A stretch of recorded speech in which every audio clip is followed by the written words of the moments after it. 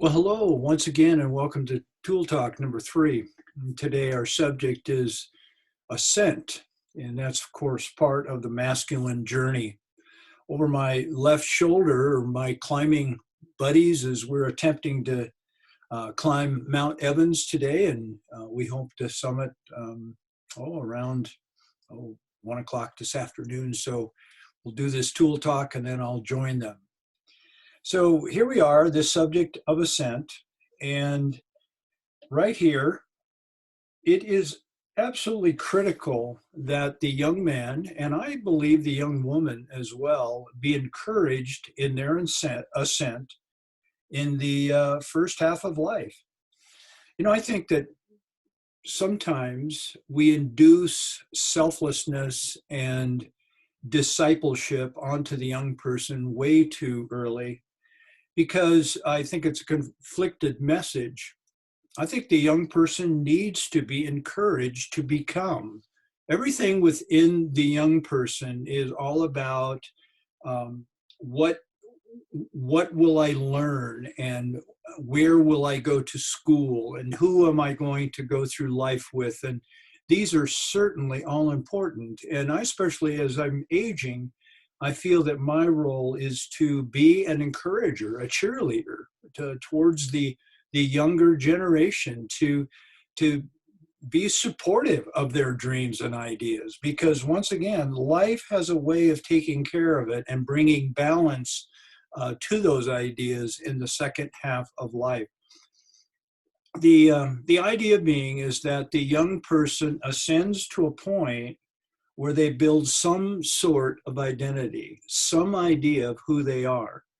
And of course, we know from experience that in the second half of life, that identity has to be deconstructed, as Jesus taught about the grain of wheat falling into the ground and dying. Well, something has to be built first. And it's absolutely critical that this ascent takes place. If not, what occurs is that the young person spins off down here and actually develops anger, and it could be spinning around in this basement down below this ascent for years and years. And of course, we know that our prisons are filled full of angry young men, and it all has to do with this idea of failing to ascent, failing in that ascent.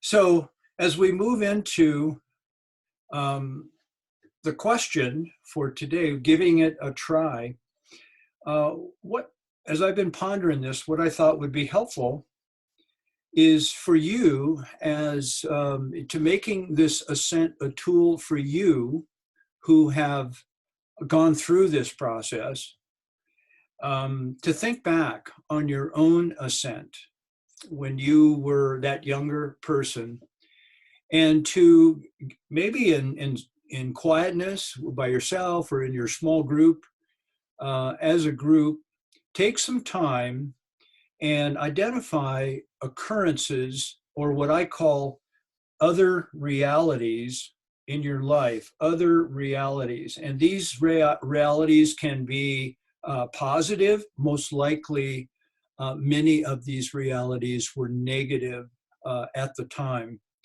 But these realities that you and I all go through dramatically shape us. And so I'd like for each of you to think of that correlation between what has occurred, either a cataclysmic occurrence that one comes to mind in my journey.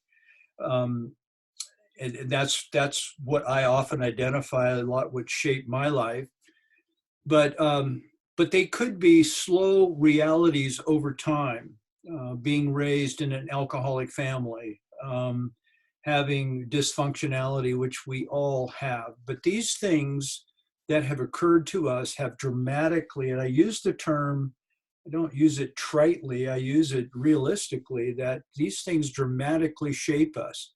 And as we age, we're able to become more aware of how these have shaped us, hopefully, if we're not stuffing them out of the way. So Think about those, and then I would recommend putting them down on a piece of paper and draw the correlation to how these occurrences within our ascent time of life have dramatically shaped the kind of man that we are today. Well, have a good week, and we'll see you next time.